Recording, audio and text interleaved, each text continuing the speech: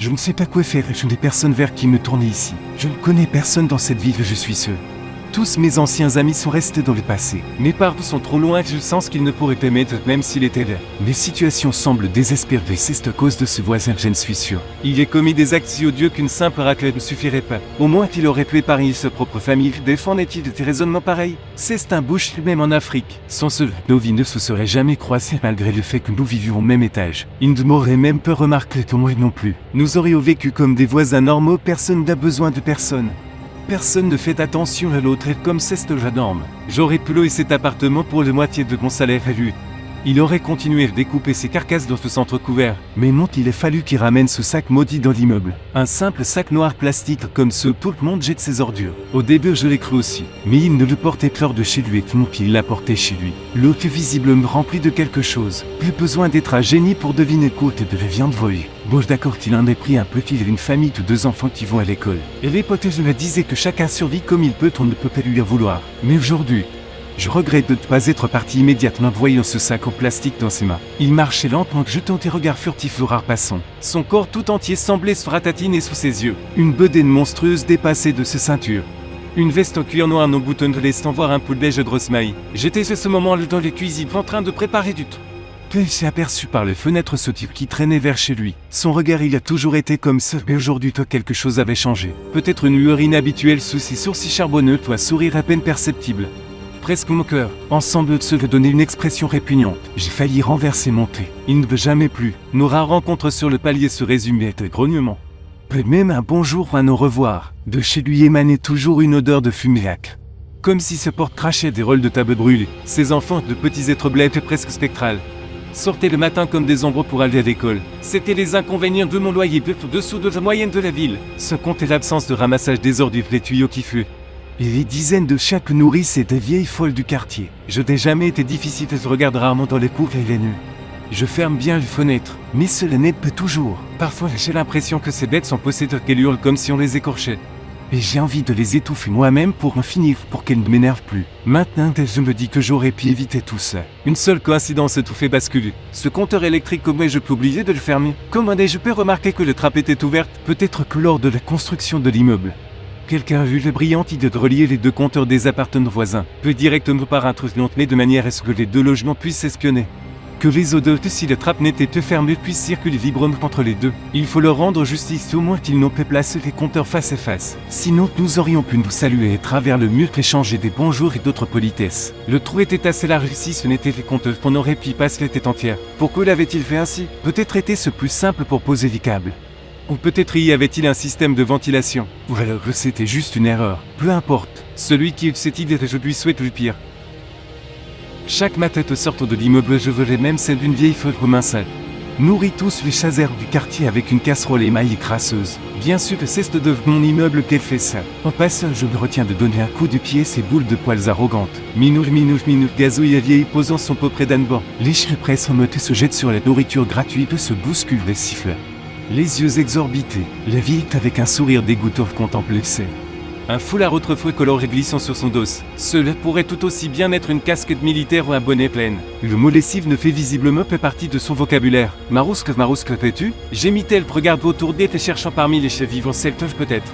Rendu l'âme, son regard croise le mien une seconde avant de redescendre. Elle regarde ces créatures, je reçois une joie silencieuse muette. J'espère qu'au moins l'une d'elles périsse pour que les nuits soient un peu plus calmes. Je ne suis pas un monstre ni un sadique, mais mes yeux constats méritent. Mon manque de week-end est surtout celui de mes défenses. Jour après jour, mois après mois, rien ne change ici depuis longtemps. Je veux leur prêter plus attention et j'ouvre simplement les portes de l'immeuble.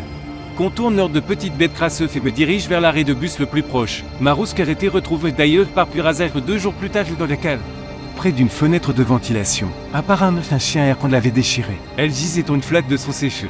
Serrando, c'est pas de ce qui restait de sa propre fourrure. Ses pattes arrière étaient rongées jusqu'à l'eau. Elle avait probablement rampé jusqu'à la cave dans ces derniers instants. J'étais présent à l'identification simplement parce qu'en rentrant du travail ce soir-là, de travers la musique dans mes écouteurs, j'avais entendu des conversations désoutées. Et quelques mots-clés. Le reste n'était pas difficile à deviner. Contrairement à ce que j'aurais pu penser, je dormais encore moins bien. Maintenant, c'était l'insomnie qui me rongeait. Chaque nuit, je restais allongé, traitant de minuit d'une heure. 2 heures du matin, puis j'ai acheté des somnifères. Ils m'ont plus ou moins aidé. Ni les chiens ni l'insomnie ne m'empêchaient plus de vivre, gaspillant mes journées. identiques l'une aux autres. Il n'y avait plus de tristesse. Les vieilles hommes recommençaient à crier qu'un autre chien était retrouvé mort dans notre cave. On a essayé d'appeler une équipe pour capturer les chiens hermeux. Les ordures n'étaient même pas ramassées depuis plus de 2 semaines. Personne n'est venu, bien sûr. Un problème de moi, une boule de poils crasseuse en moi. Chaque animal a son instinct de survie, affiné par l'évolution pour protéger ses faits de celle de sa progéniture. Mais on vit auprès des humains qui les aident à survivre au quotidien. Cet instinct s'émoute, s'utilise moins souvent que nécessaire. 2 cadavres. C'est une bonne raison de le réactiver et de comprendre qu'il vaut mieux partir avant que cela vous arrive. Depuis ce moment, tout commençait à s'arranger. Chaque jour, il y avait de moins en moins de chats devant l'immeuble, jusqu'à ce qu'il n'y en ait plus du tout. Ravi, ils arrêtaient de prendre les pilules, pensant de plus en avoir besoin. Et puis, le voilà qui revient. Un sac noir et bleu, une casquette en cuir sur la tête. C'est la fin de l'automotive fait sombre plus tôt, mais pas encore trop tôt. Je l'ai reconnu à ce silhouette. Il est sorti de ce voiture qu'une vieille cycle, pris des sacs sur le banquetarié et s'est dirigé lentement vers l'entrée de l'immeuble. Quand vous vit au rez-de-chaussée, vous remarquez involontairement ceux qui passent dans les rues. Son ombre massive a disparu sous l'oeuvre de l'entrée. Le porte d'entrée en métal éclate et bruyamment, puis celle de son appartement. Tout est redevenu silencieux. Je suis allongé dans mon lit, les yeux grands ouverts, incapable de dormir. Des pensées parasites tournent dans mes têtes depuis 3 heures. Comment suis-je arrivé là? Quel était ce moment charnière? Mon pasteur préfère que je ne peux plus me le permettre faute de tête d'argent. Et la dernière fois que j'ai tenu un livre entre les mains, je ne me souviens même plus. Je me demande ce que je suis devenu. J'avais trop de projets, trop de rêves, ce n'est pas ce que je voulais. Ces chats de volant trémulantes. Suis-je devenu si dépendant de leur miaulous sous une fenêtre que je ne peux plus m'endormir sans? Est-ce simplement mon rythme qui est déréglé? Soudain, un signal est arrivé sur mon téléphone. Une notification par email.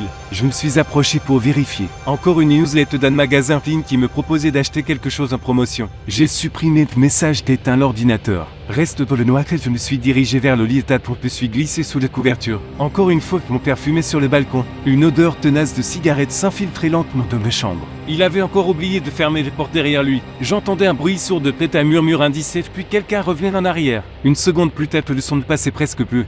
Juste un léger grincement des lames du parquet sous le tapis. Je sursautais, ouvert les yeux grands. Quel père? J'avais déménagé depuis longtemps. Dans la pièce flottait une odeur de tabac. J'ai jeté un coup d'œil à l'horloge 4h30. Et pourquoi diable avait-il décidé de fumer d'une heure pareille? Et surtout, pourquoi c'est plus autant chez moi? Bien sûr, j'avais oublié de fermer les trappes du compteur. En marchant sur le tapis dur du couloir, j'ai senti quelque chose de mouillé sous mes pieds nus. Et je me suis réveillé complètement. Je ne me souvenais plus avoir renversé quoi que ce soit dans le couloir.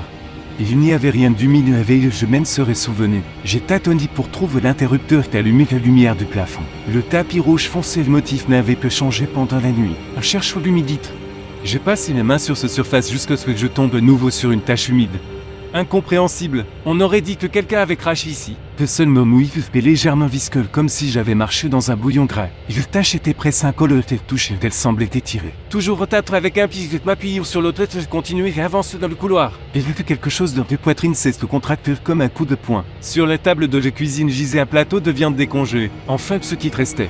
Des morceaux déchirés de polystyrène jaune et un film de polyuréthane baigné dans une flaque d'eau mélangée des morceaux sanglants. Les bords de l'emballage en polystyrène étaient irréguliers et déchirés, avec par endroits des trous comme ceux de grandes dents. Mon corps ne peut réagir cette et mon cerveau est tout compris instantanément. Avec un grand effort de volonté, j'ai forcé mon corps à se retourner vers le trappe du compteur. Je n'y avais pas prêté attention tout de suite car je cherchais le mauvais endroit. Mon regard était d'abord fixé sur le tapis mais il fallait regarder ailleurs. Un beurre de la trappe entrouverte.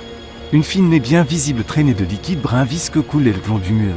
Forme de petits amas, elle s'étirait lentement et tombait sans bruit sur le sol. Heureusement que je n'ai pas l'habitude de beaucoup manger au dîner, même si mon cerveau travaillait aussi vite que possible. Aucune version cohérente ou raisonnable de ce qui s'était passé ne me venait à l'esprit. Comme si quelqu'un m'avait artificiellement interdit d'y penser, bloquant toutes mes réflexions. Longtemps je suis resté assez fixé le mur sans résultat. Faisant défiler de boucle des options floues, il n'avait pas de chat, près de chien capable de se faufiler dans une si étroite ouverture. Alors qu'était-ce? Un rat? Un serpe capable de ramper sur les murs? Mais c'était absurde et impossible. J'ai attendu trop longtemps, bien trop longtemps. Ce qui m'est sorti de mes torpeurs, c'est le bruit d'une voiture qui passait quelque part dans les cours. Merci qui que tu m'as beaucoup aidé. Il fallait que je commence à faire quelque chose. Alors Dan Paler en essayant de marcher le plus silencieusement possible. Je suis entré dans la salle de bain et me suis enfermé sans bruit. L'œuf, mon corps ne peut tenu d'être tout rejeté. Mes mains tremblantes me maintenaient épais au-dessus de la cuvette. Et mes émotions sortaient de moi avec ce qui restait de nourriture digérée. De petits morceaux de mémoire dans un bouillon de bile. J'étais debout, face à une image statique, un liquide sale légèrement transparent qui coulait sur le sol. Que faire ensuite? Je n'avais aucune idée. J'avais envie de m'allonger sur le carrelage froid et de m'endormir. Et puis ça devienne tout pour un.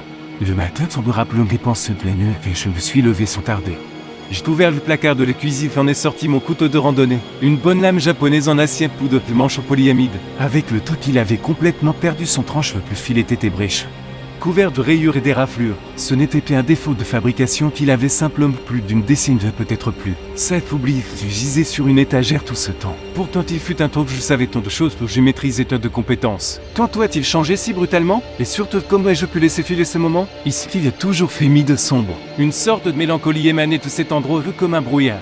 Une brume cendreuse qui enveloppait chaque maison de chaque quartier de cette ville. On peut longtemps l'ignorer si on vit d'un la mécanique du travail et des maisons. Mais elle ne peut y échapper complètement. Elle vous sait vous comprime lentement comme un étau qu'une presse. Et visiblement, j'ai commencé à m'enfoncer. Je n'ai plus envie de rien changer, il n'y a rien à faire. Si ce n'est que ces pensées inutiles, t'essayes de continuer à vivre. Peut-être recommencer à zéro. Au moins essayer d'appliquer quelque chose.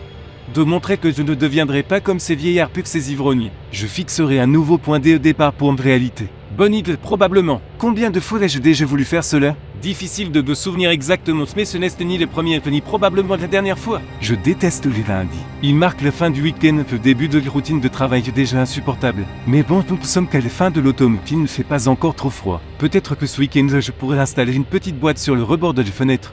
Avec de lumière clignotante. Ces haut-parleurs sont réglés tout longtemps et le son de fond est presque imperceptible. Il disait probablement quelque chose d'intéressant mais je n'écoutais pas.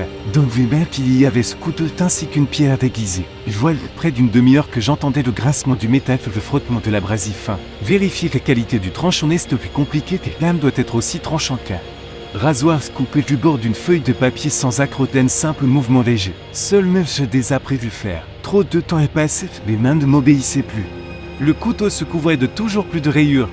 Refuse catégoriquement de redevenir un simple couteau de cuisine malgré tous mes efforts. D'un coup d'île au coin, je distingue une silhouette sombre et massive. Un vieux connu. Cette faute, quelque chose en lui avait changé. Maintenant, ses mains étaient vitres, il ne portait rien, même un gros sac. Son regard aussi avait changé, plus d'arrogance, plus de moquerie. Même sa joie habituelle avait disparu. Il semblait tout abattu et je suis sûr qu'il marchait plus silencieusement que d'habitude. Quand il s'est approché, fait remarquer des bandages blancs sur les manches de sa veste.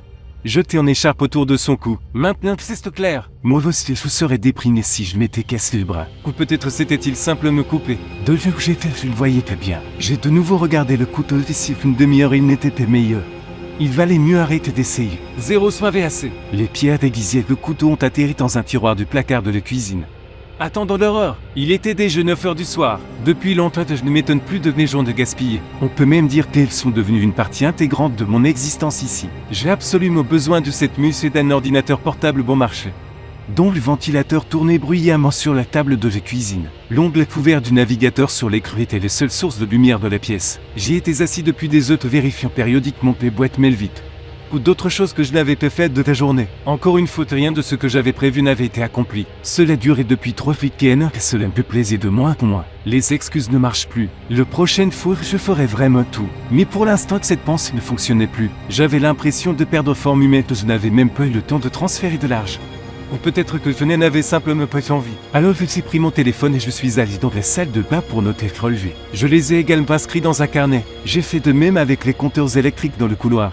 Le parti rationnel exigeait que je quitte immédiatement cet appartement et que je n'y revienne jamais. Après avoir terminé, je me suis assis lentement par terre dans la pièce. Mon regard était vide, la tête tendue, il me semblait que les migraines commençaient. M'appuyant contre le mur, j'ai commencé à balayer le plafond des yeux. Des dalles blanches en polystyrène, des traces entre les carrelages des tuiles ou des câbles. Des traces sur les murs. Un treillis plastique blanc de ventilation. Le treillis de ventilation, j'ai l'impression, faut bien quelqu'un fume? Les ventilations passent par ici, c'est normal maintenant? Ou est-ce que je me fais des idées? Non, il faut partir d'ici. J'ai besoin d'air frais et d'espace ouvert le plus vite possible. Ici, ce n'est plus sûr. Pour me lever, j'ai dû me forcer. Mes jambes refusaient de sortir de leur torpeur.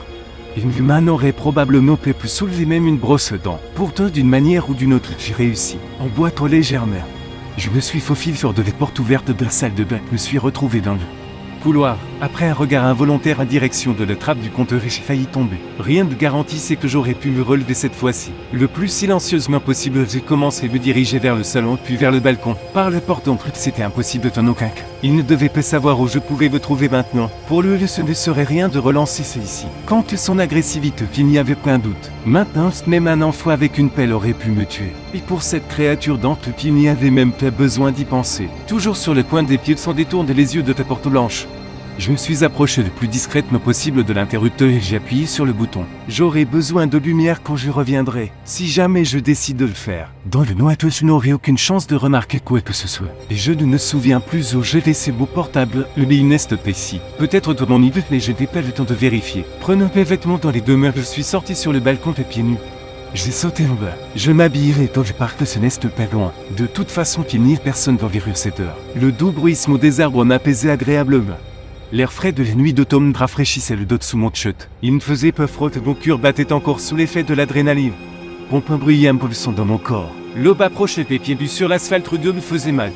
Mais je n'avais nulle part où aller. Il faudrait que je laisse reposer les pieds un peu. Je me suis assis sur l'un des ponts les plus proches. Donc quoi est-ce qui se passe au final? Maintenant, il est dangereux de vivre chez moi que mon voisin s'en est assuré. Je suis certain que c'est de se faute précisément cette nuit pour que je ne puisse pas réagir. Je ne sais plus comment il est fait, mais il n'y a aucun doute. Une créature carnivore capable de dévorer de la viande hachée.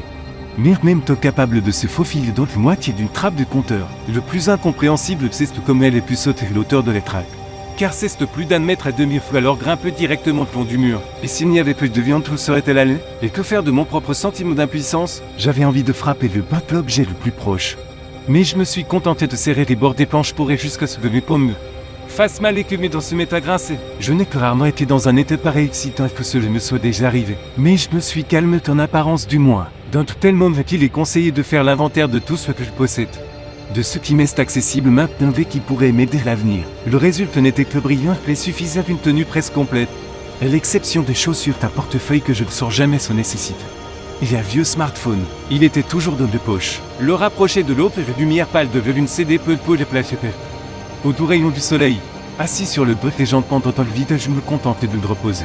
Sans penser à rien. J'avais juste envie de me purifier de toutes les pensées qu'angoisse accumulées pendant la nuit. Je me suis retourné sur le côté des mains sous la tête et ça m'en rendre compte. Je me suis endormi. Dormir, c'est toujours bien. Mais dormir sans rêve après tout ce qui se passe, c'est merveilleux. Le soleil ne brillait peu fort à travers les arbres. J'ai essayé de me lever mes jambes et mes bras engourdis refusaient catégoriquement de m'obéir. Après avoir dormi sur une surface aussi dure que mon dos me faisait un peu mal. Il a fallu que je m'affle les membres allongés jusqu'à ce qu'il retrouve un état acceptable. J'ai machinalement sorti mon téléphone de mes poches pour regarder l'heure presque fort. J'ai peu dormi. Le soir, je vais probablement m'effondrer, mais il y a aussi de conséquences agréables. Pensée devenue significative me plus facile que les pour ces estompe. Et l'ordre des actions à suivre est venu tout seul dans la tête. Retourner dans l'appartement par les fenêtres du balcon. Recharger toute l'électronique et attendre la nuit. J'ai vraiment envie de voir ça de nos propres yeux. Le balcon était ouvert comme je l'avais laissé. Après m'être hissé jusqu'à l'ouverture, j'ai inspecté les pièces. Aucun mouvement à l'intérieur, aucun bruit étrange. Prudemment et silencieusement, je me suis glissé à l'intérieur. En évitant de faire grincer les lames du parquet. Toujours à l'écoute, je me suis faufilé dans le couloir et j'ai inspecté les autres pièces. Depuis que j'étais parti, rien n'avait changé. J'ai tendu l'oreille vers le mur mitoyen avec les voisins. Rien. Comme s'ils n'étaient pas chez eux. Peut-être qu'il était vraiment parti quelque part tôt le matin. Pendant que je traînais d'Oléré. Et qu'ils n'étaient pas rentrés pour ne pas attirer l'attention. Alors qu'ils ont laissé cette censure et la maison, puis l'ont emporté avec eux? Quelle stupidité. Probablement que le père envoyait les siens le plus loin possible d'ici. Et qui est maintenant assis de l'autre côté du mur, tel écouffe comme moi. Après un tel échec, il veut probablement se venger, prendre sa revanche. Et bien qu'il n'avait que ne peu fourrer son il n'était pas invité. Après avoir un peu erré dans l'appartement, j'ai rassemblé toute mon électronique. Tous les chargeurs et les lampes torches. J'ai fermé tous les rideaux. Chanceux, tu as survécu. Je me suis habillé et chaussé en fonction de mes et j'ai préparé un petit sac à dos. Je sens que je vais devoir passer toute cette journée à attendre. Nous sauvons. J'ai pris mon couteau dans le cuisine et je l'ai attaché avec du ruban adhésif à manche au bois. 2 balais, cette censure quelle qu'elle soit, il faut les tenir à distance. Un couteau ordinaire, même de qualité, ne m'aidera plus ici. J'ai installé le téléphone sur l'une des étagères du couloir et j'ai tendu une multiprise jusque-là. Et j'ai fixé le téléphone sur l'étagère avec de gros livres que j'ai pu trouver. Je l'ai mis en mode silencieux, sans tarde. J'ai appelé mon ordinateur portable en visioconférence et j'ai ainsi installé une surveillance vidéo permanente de la trappe du compteur. J'ai verrouillé les portes des pièces où se trouvait l'ordinateur portable. J'ai posé balance improvisée sur le canapé de côté de moi et je me suis terré. Je devais voir ça, simplement voir. Je devais m'assurer que ce n'était plus une hallucination. Dans les moments de gros danger, une personne est capable de beaucoup. Ce mécanisme naturel a sauvé la vie de nombreuses personnes. Celles qui l'ont découvert et développé en elles. Courir longtemps, sauter, de ne pas avoir faim ni soif. Acquérir une force incroyable où se cache immobile pendant des jours entiers. C'est très bien que même moi, la citadelle, je puisse réveiller cet instant moi. Je fixais les écrans avec autant d'attention que possible, essayant de capter chaque mouvement de pixel tendre l'oreille au moindre bruissement. Mes concentrations et mon attention n'avaient pas de limite, le temps n'était plein d'obstacles. Chaque bruit dans la maison que je sursautais sans détourner les yeux de la trappe. Attendant le soir, le soleil cesse de coucher derrière les toits des maisons, la lumière commençait à diminuer. J'avais couru, j'ai réalisé que les caméras du téléphone voyaient de moins en moins bien. Il fallait absolument remédier à cela. Le plus silencieusement possible, je me suis glissé hors du canapé, j'ai tendu l'oreille. Pas un son. Tout autour s'est figé comme une image arrêtée d'un film. Pas un bruissement, pas un mouvement, un vide glacé. Peut-être j'ai pris la lampe torche dans mes mains et appuyé sur le bouton d'allumage. Le déclic bombait bien audible dans le silence me fait sursauter machinalement.